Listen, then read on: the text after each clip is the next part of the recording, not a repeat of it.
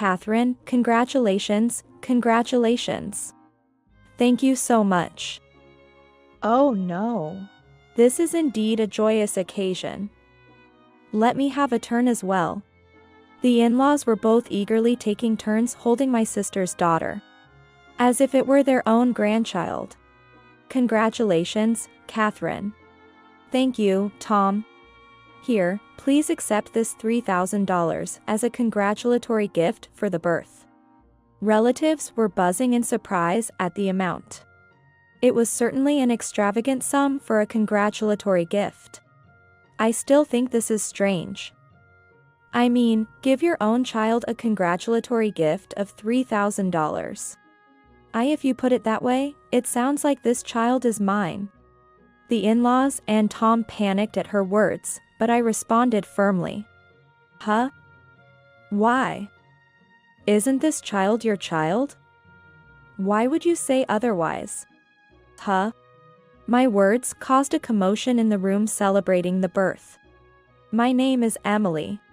27 years old. I work as a programmer, mostly from home. I used to work for a major IT company, but when I got married 3 years ago, I became independent and started freelancing. Hey, could you please tell your parents to let us know in advance if they're coming over? Why? I have work to do, and besides, if they show up suddenly, I can't even offer them proper hospitality. I also want to tidy up the house, so can't they stop coming over unannounced? While conveying my discomfort about their visits to Tom in a roundabout way. He doesn't take it seriously. Come on, it's family, and nobody cares if the place isn't perfectly tidy. Far from it. I hate to admit it, but I lean towards being a minimalist. I can't relax if unnecessary things are lying around. My wardrobe is minimalist, and almost all of my books, except for reference materials, are in digital format. My surroundings are genuinely minimalist. On the contrary, Tom is a cluttered person. Even when packages arrive from online shopping, he leaves the cardboard boxes lying around, and if I try to clean up or throw them away, he gets angry, claiming that he still needs them. We currently live in an apartment with individual rooms. My room is, as I described, almost devoid of belongings and well-maintained. But Tom's room is beyond help. Things piled up, and dust collects without any cleaning. If I try to clean, he gets upset and tells me not to enter his room. Despite all this, my in-laws suggest that if I can't keep the place clean, I should quit my job and focus on housework. Why is Tom's room so messy? Emily, why don't you clean up that area? Tom won't let me clean up. I want to clean too. Excuses won't do. The cleanliness of the house is the responsibility of the homemaker. If you can't fulfill that responsibility, then quit your job and focus on homemaking. It's a futile conversation like this. It seems like we're being accused of bullying you. They have that kind of expression. These modern wives are a real problem. What we're telling you is the homemaker's know-how. You should understand it properly. If Emily San understood it properly, we wouldn't need to say these things. She's acting as if she's the victim. It's so pathetic. Tom is right there beside me, just nodding along, not defending me in any way. According to my in-laws, the second chapter of the homemaker's know-how is to bear an heir as soon as possible. In the past, wives were told, marry for 3 years, and if you don't have a child, leave. They were divorced if they couldn't have children quickly. Come to think of it, it's been almost 3 years since you got married.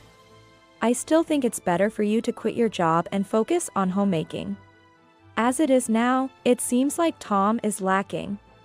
It's probably just about her wanting to spend money. Women's earnings are not significant. How long does she plan to keep being selfish for a little pocket change? They continue to pressure me to quit my job.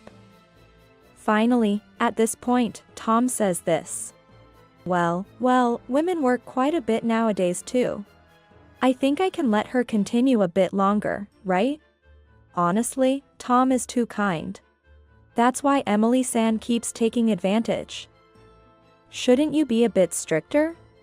That's right. We're teaching Emily-san the homemaker's know-how in your place. How about that?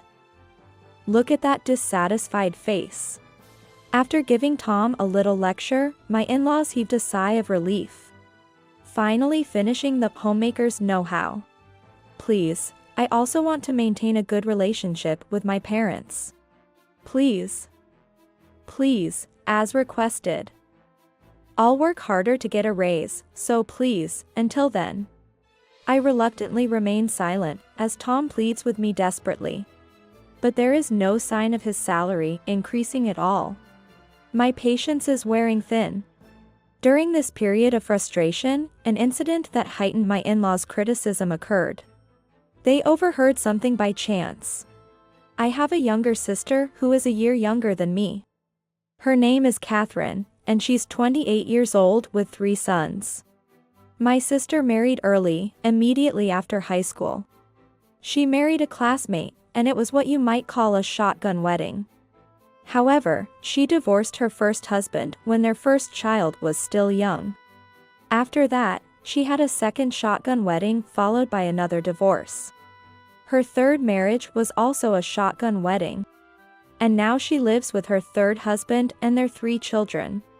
Honestly, my sister and I don't get along very well.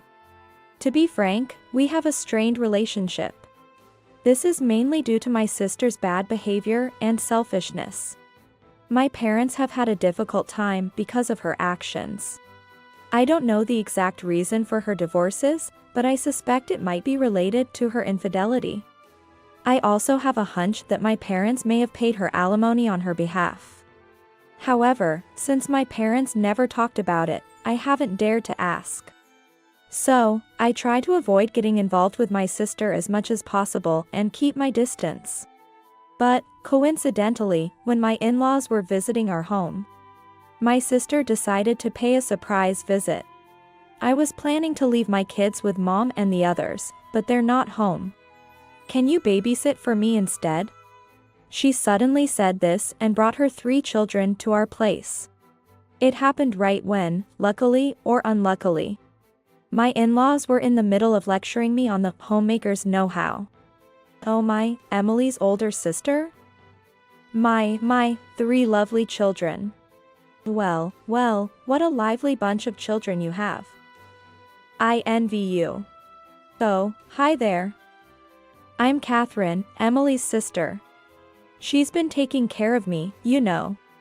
For some reason, my sister and my in-laws seem to have hit it off. Emily, I had no idea you had such a splendid older sister. Why didn't you tell us? Indeed, what a surprise. She doesn't look like a mother of 3, so young and beautiful. Thank you so much. I couldn't quite understand why they were getting along so well, but the conversation was lively. So, what do you do for work, older sister? I'm a homemaker. That's wonderful. Nowadays, many women talk about working and neglecting their homes. But that's quite impressive. My sister hasn't worked a single day since graduating from high school. During her first marriage, her husband's parents managed to get her into a college that required minimal effort, taking care of her son along with her. 3 years later, after her first divorce, she had another child with her second husband. Following her second divorce 4 years later, she quickly remarried her current husband and had a child. She never had the intention or the capacity to work. Emily, maybe you should learn something from your older sister. Absolutely. You should take a page out of her book. It seemed like the homemaker's know-how was about to include a new chapter, learn from your sister. From that day on, my sister started visiting our place frequently with her children, often in coordination with my in-laws. Honestly, Tom should have married Catherine San. Then, these cute kids could have been our grandchildren. Indeed. At this rate, our family line will end without an heir.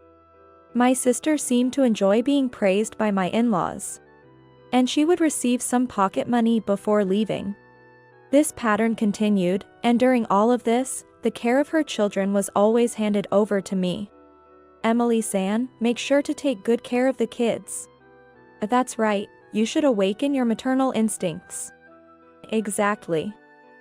It can be good practice for you too. After enduring this several times, I had reached my limit. I work from home and I'm not just playing around. I've tried to explain this multiple times, but I was being ignored.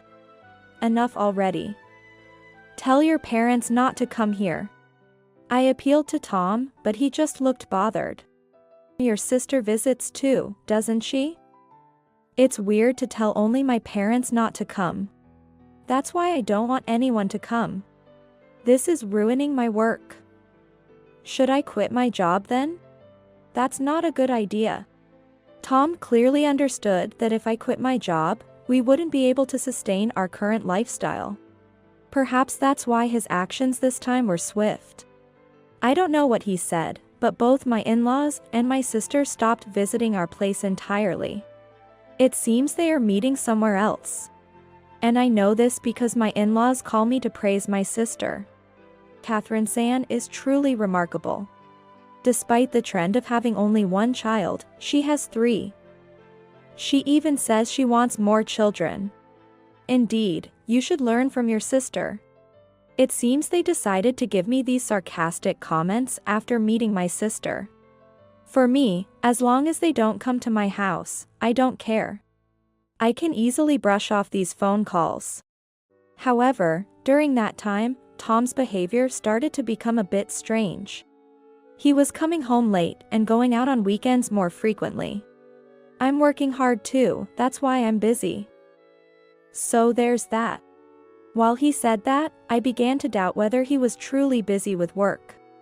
He would sneakily check his phone with a smirk and make phone calls outside the house. Somehow, I had a suspicion that the person he was communicating with might be a woman. After this continued for a while, I received a message from my sister. She was pregnant with her 4th child. We should go and celebrate too. It's indeed a joyous occasion. We should go and celebrate as well. With even my in-laws expressing the desire to attend, I made a suggestion. If we're going to go, why don't we all go together? Our parents, your brother's parents, relatives, let's have a grand celebration. That sounds like a good idea. Emily, you occasionally say good things. Let's celebrate it grandly. So, we waited for my sister to recover and for the baby to settle down. And we planned a celebration in a private room at a restaurant.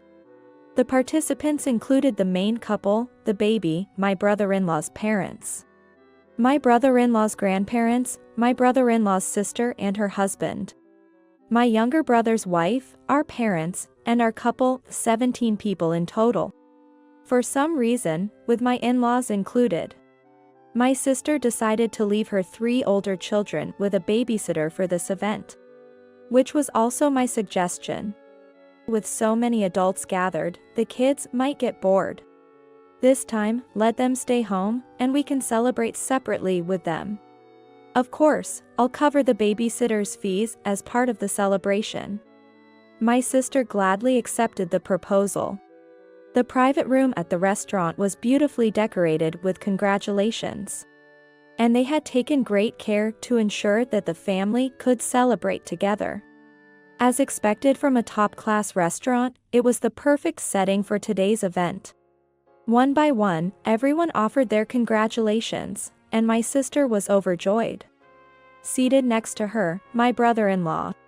Despite feeling a little out of place at such a joyous occasion, still had a smile on his face as he expressed his gratitude. Catherine, here's a gift. Congratulations. Thank you very much. Oh no. It's truly a joyous occasion. Let's see, shall I have a turn holding her? My in-laws acted as if it were their grandchild, taking turns to hold my sister's daughter. Congratulations, Catherine. Thank you, Tom. Here's a $3,000 gift for the birth. The entire extended family murmured in response to that amount. It was no wonder, as $3,000 was an exorbitant sum for a birth gift, especially coming from Tom. Thank you. My sister accepted the envelope of money as if it were entirely natural. But the relatives couldn't contain their surprise. My brother-in-law also wore a perplexed expression, comparing my sister's response to Tom's gesture. Tom, this is really too much for a gift. It's okay, please accept it. But, this is a bit. My brother-in-law looked completely at a loss. It's a gift from Tom's heart, please accept it. Exactly, don't hesitate. My in-laws encouraged my brother-in-law to accept the gift with smiles. But he remained motionless.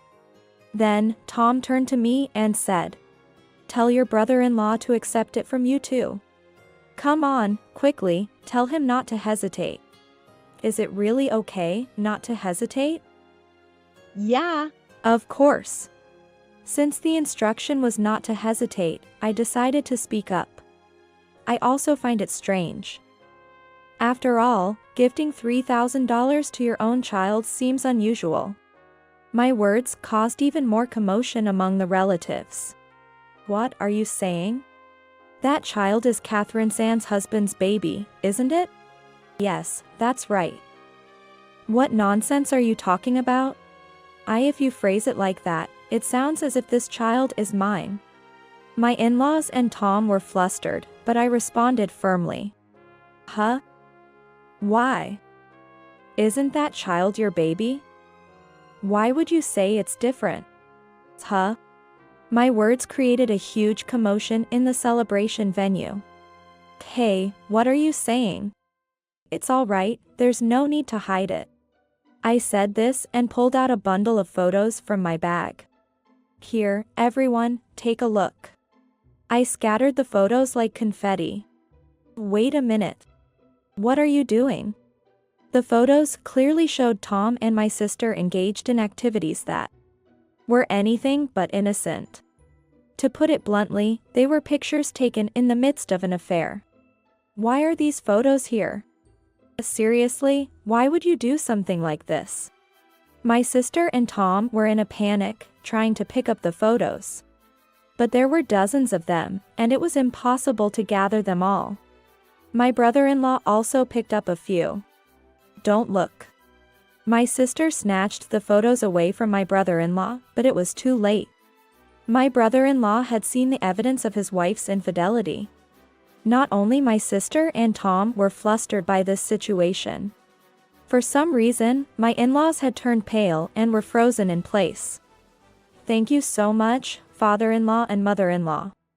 What for? I thanked my in-laws with a beaming smile.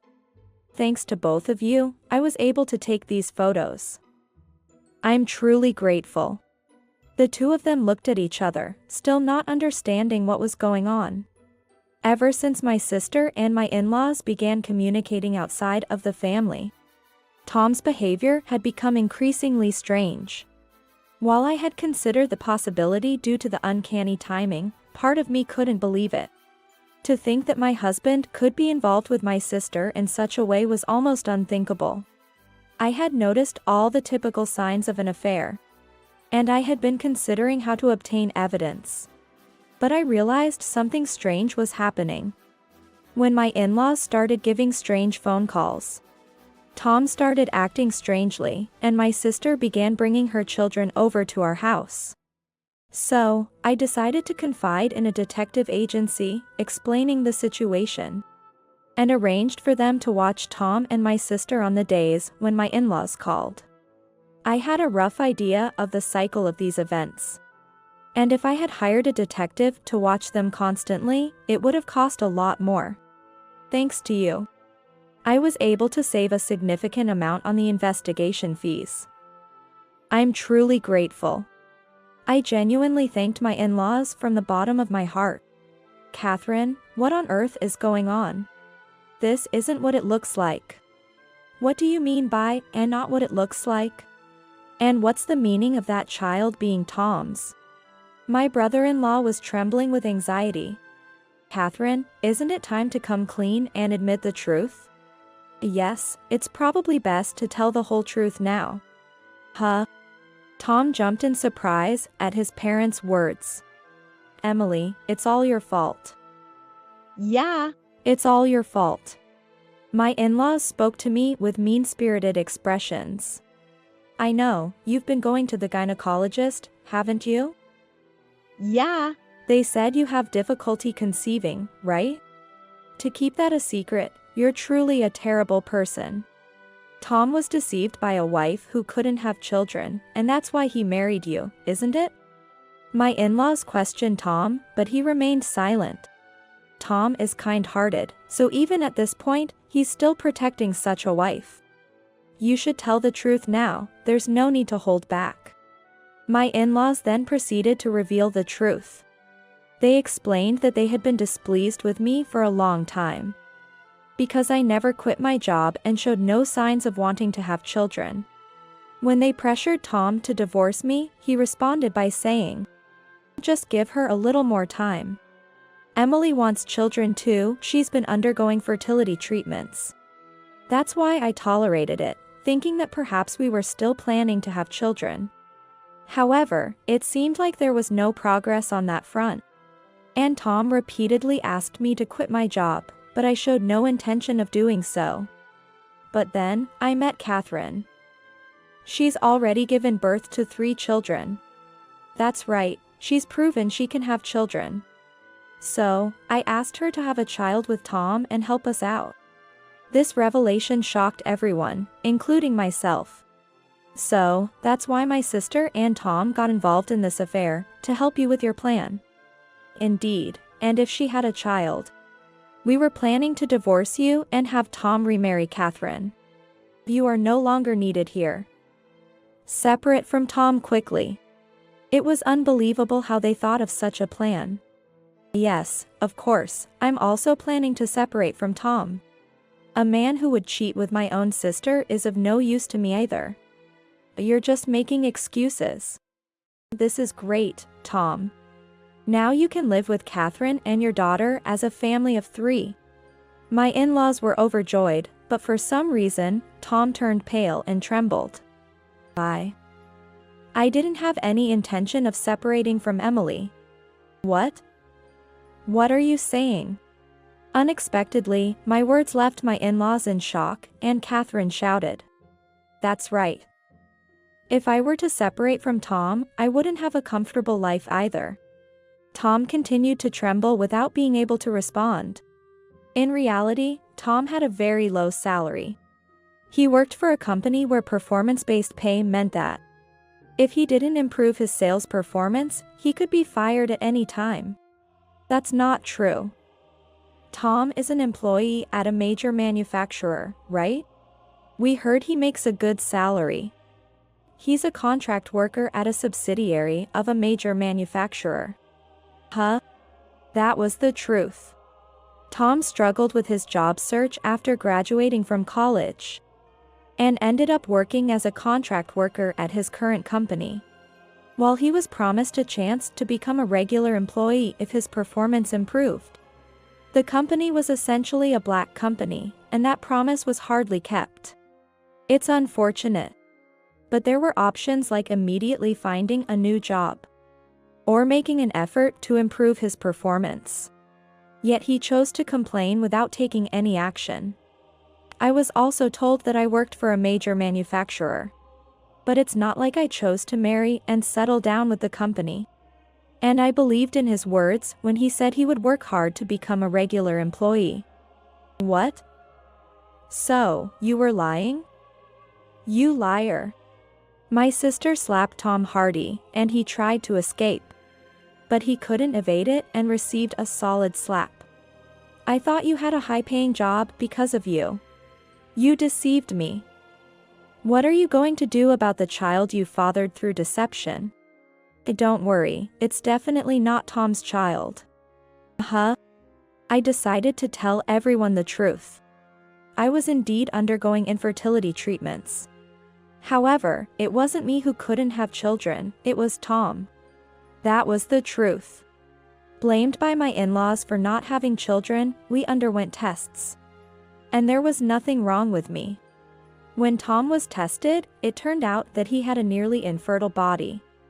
But there's a certain male celebrity who underwent quite intense treatments and managed to have a child. I suggested that Tom should consider it, but he refused, saying he didn't want to go through the pain of those treatments. My in-laws, my sister, my brother-in-law, and all the relatives stared at Tom, who remained silent, with disbelief. If that's the case, then whose child is the one Catherine gave birth to? Normally, it would be assumed to be my brother-in-law's child. However, considering my sister's situation, I can't say that with absolute certainty. My words left my mother-in-law sitting down on the floor, completely dejected. My father-in-law turned red and trembled with anger. But perhaps there's a slim chance that it could miraculously be Tom's child. Tom seemed to think so as well. That's why I think it's a good idea to get a DNA test done to clarify this once and for all. That's right, I want to know whose child it really is. No. It's obviously your child. We're not doing any tests. My sister desperately protested against my brother-in-law's cold words. But it was too late for such pleas to work. And so, the celebration for the newborn child ended in turmoil. I didn't want to show scenes like this to anyone. That's why I didn't bring my nephews to this place. Regardless of who the father was, my nephews were innocent. I couldn't do anything to hurt them, so I left them out of it. Fortunately, the child my sister gave birth to turned out to be my brother-in-law's. I breathed a sigh of relief. This child was innocent as well, no matter what. Upon learning the results, my sister defiantly refused to get a divorce and insisted on staying married to my brother-in-law as before. However, the fact that she had an affair with Tom was undeniable. My brother-in-law decided to get a divorce and take custody of his newborn daughter and the nephew just above her. My sister resisted vehemently, but I provided my brother-in-law with the results obtained from the detective agency I had hired, leaving her with no choice but to accept the divorce. This is all your fault. Because of you, I'm getting divorced. They're asking for alimony and child support from me. What are you going to do about it?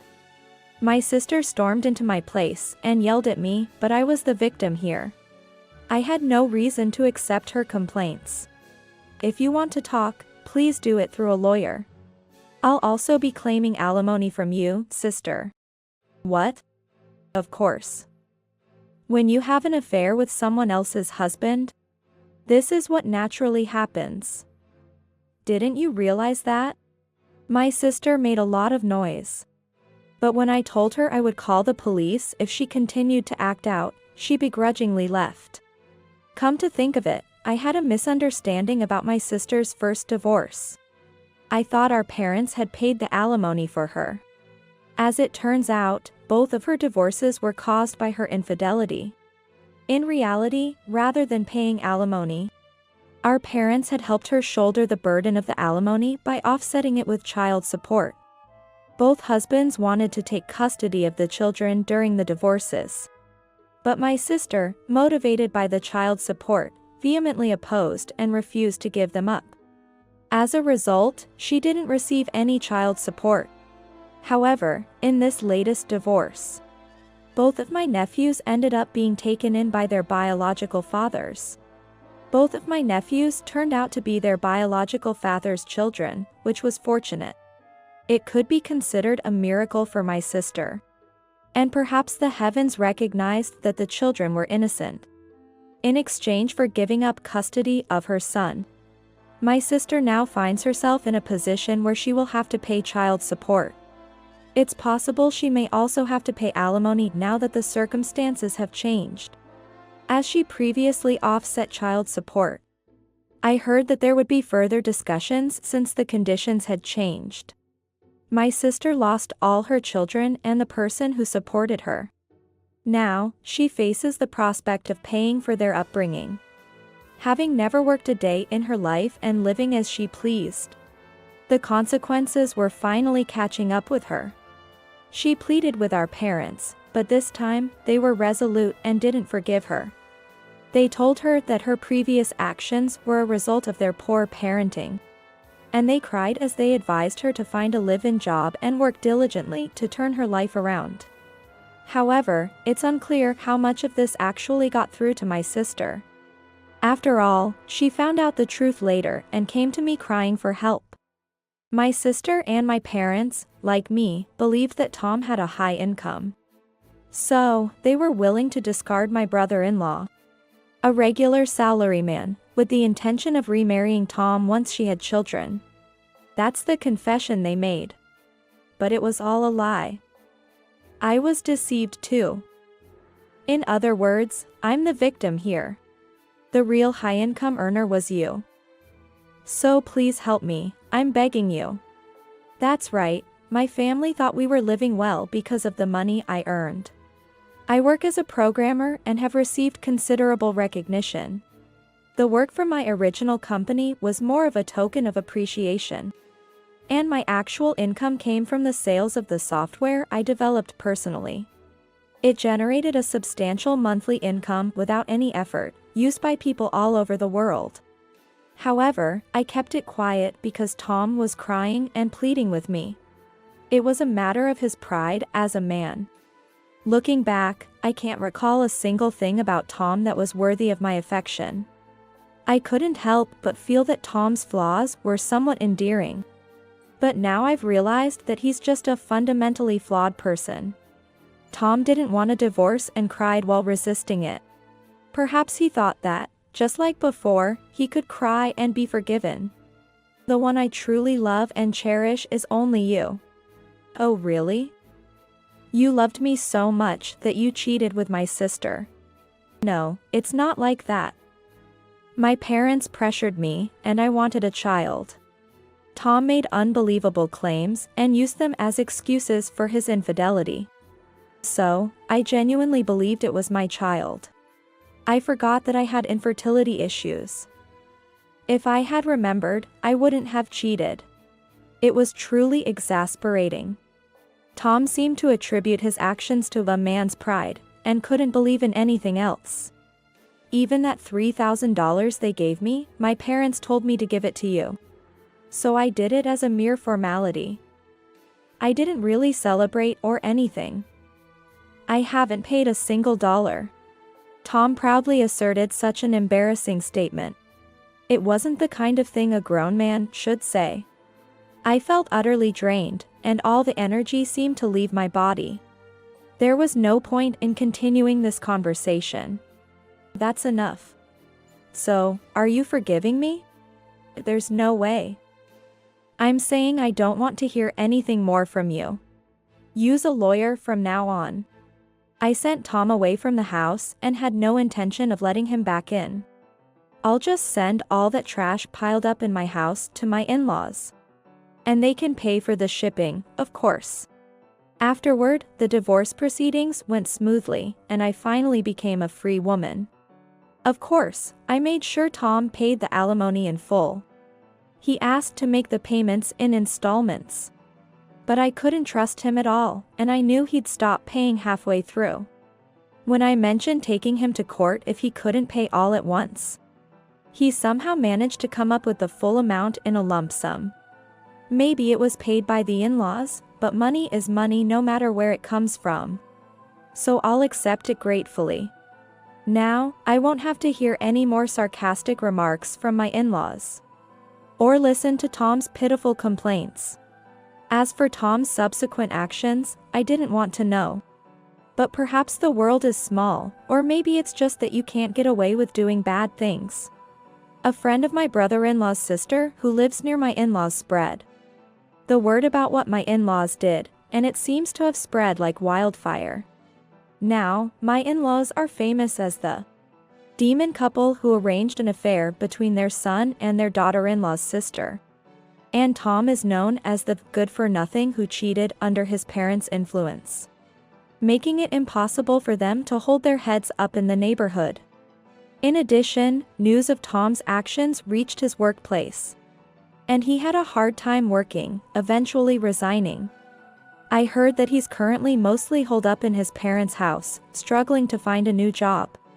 But all of this doesn't matter as long as it doesn't come into contact with me.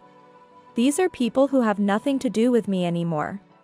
I tidied up my house with a feeling of relief. As planned, I packed up Tom's belongings one by one and decided to send them to my in-laws' house. I couldn't help but hum a tune during this enjoyable task. It's so refreshing. I looked around at the house, which had become much emptier, and thought how nice it was to be able to get rid of things I didn't need. It's said that when you get rid of unnecessary things, new things come into the empty space, along with good fortune. Although my house originally had plenty of space, perhaps the circulation of luck had been disrupted due to that one room, that one person. I opened all the windows in my house. It's winter now, and the cold wind swept through the house, but it helped chase away the remaining bad air. In the completely empty room that used to belong to my now forgotten ex-husband, I took in a deep breath of fresh air. In the midst of the still chilly breeze, I felt as though I could already smell the scent of spring. There was a sense of an upcoming bright season just around the corner.